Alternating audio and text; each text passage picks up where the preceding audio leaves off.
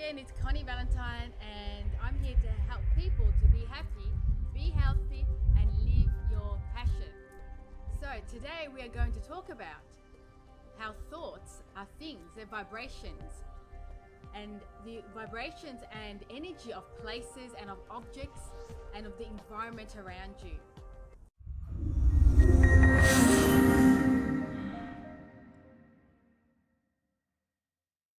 So, have you ever noticed that when you go to a certain place, whether it's a work or a certain location or suburb, you feel a certain way? You either feel really good being there or you feel really bad being there, or in between, or any other number of emotions.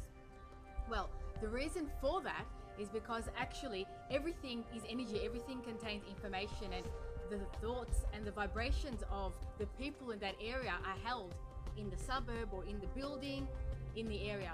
For example, when people are going into the city, for example, if it's a very stressed working environment or spot or even building, you'll enter that building, you might feel that tension. I remember when I used to work in the city office in the finance industry, just walking into the building, even if I was in a good mood, eventually I would just be feeling the stress of everybody else, even if I wasn't stressed.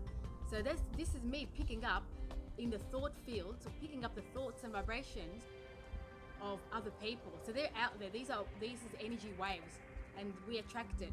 On a certain level, must have been stressed as well, because I was attracting more of that stress. And you're in a stressed environment, so it's a bit like if you're walking through mud, it's a bit hard for that mud not to stick to you. And thoughts are like that. The same thing with music that you listen to. For example, I'll turn on the radio. If I'm not careful about the music I choose to, for example, I might listen to a song that's in the mainstream, like pop music or whatever the latest song is, then I will actually pick up on the thought fields of all the people that are listening to that same song, to that same music. Does that song make you feel happy? Does it make you feel angry? Does it make you feel depressed? Like some songs and some musicians, they write beautiful songs. I'm not saying that it's bad, because they are expressing their emotions. But for example, if I'm listening to a song where someone's talking about their heartbreak, or they're upset about their boyfriend dumping them, or girlfriend dumping them, vice versa, and they're expressing all these emotions related to that, you start to dredge up your own experiences and your own emotions of that. Then you're pretty much on the same wavelength of all those people thinking those same emotions. So this is the energy and the vibration within the song. And the music might be upbeat and good, and that's cool, but at the same time, on a subconscious level and even on a conscious level, you are feeling those same emotions. This is like almost, you could call it the morphogenetic field, and this is a term that I'll cover in another video. The morphogenetic field of things, of these songs, they carry energy with them. And the more people listen to it, the more people put energy and put their energy into listening to these musics, or being in a building, or doing a certain thing, it creates a big field of energy that you tap into and you can resonate with. So this is why choose what you listen to and choose your environments, because you can choose how you feel, and certain music can make you feel uplifted rather than amplifying emotions that you don't want to keep re-experiencing.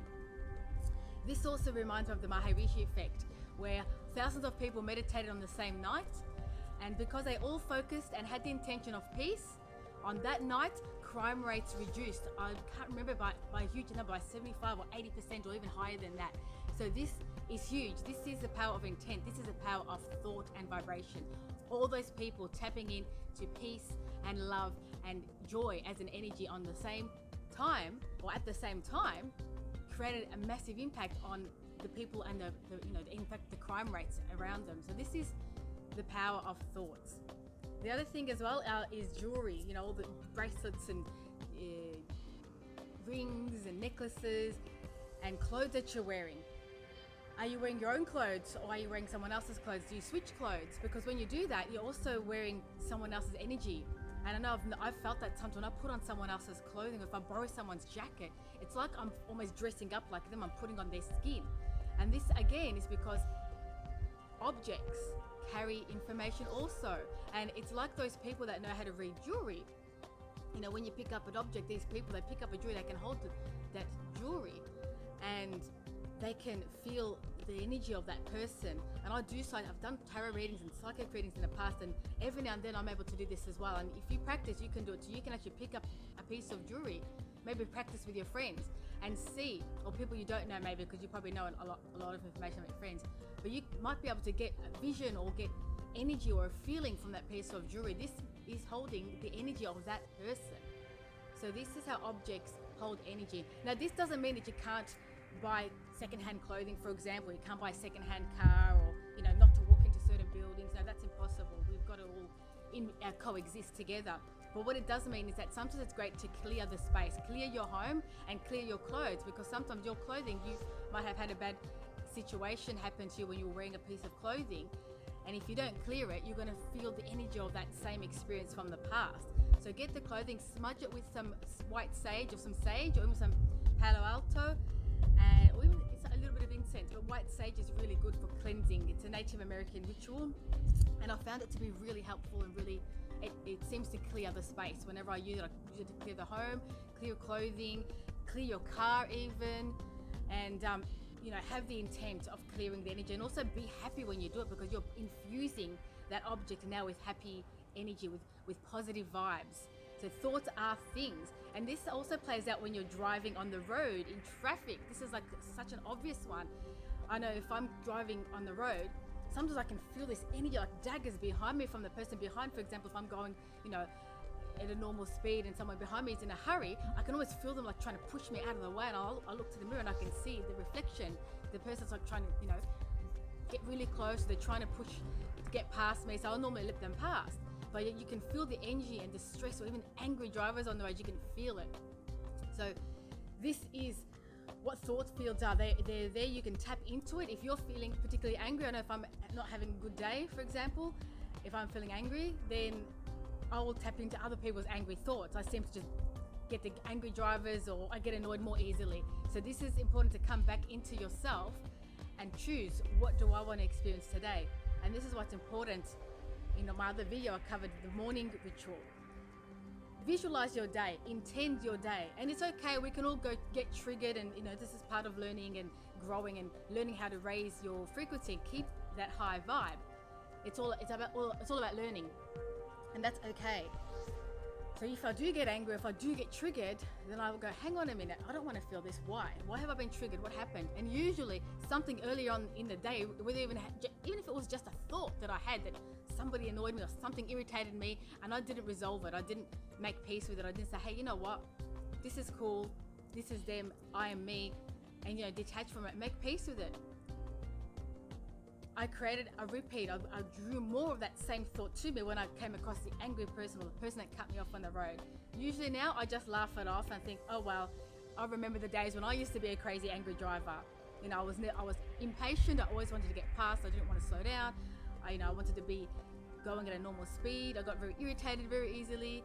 Now I just laugh it off. I put some nice music on, or I listen to something interesting on the radio, off the iPod, or off the iPods. Who's using iPods these days? But off the iPad, sorry, I should say.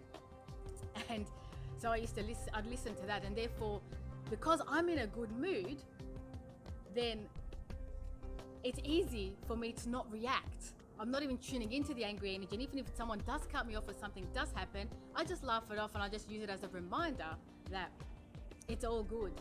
And maybe it was good that the person cut me off. It delayed me and created another way or another path for me to go at the perfect time and space.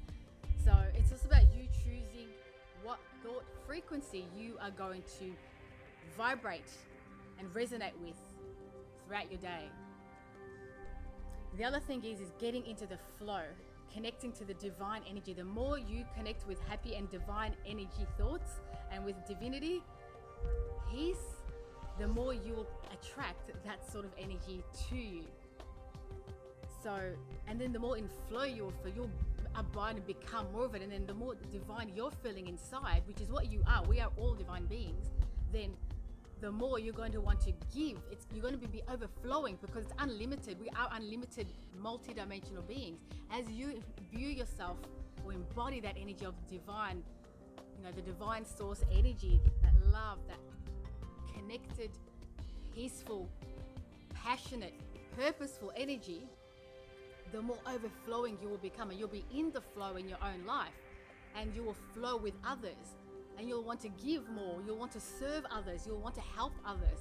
And if we're all vibing at this level, imagine what that would be like, that we will all be assisting each other.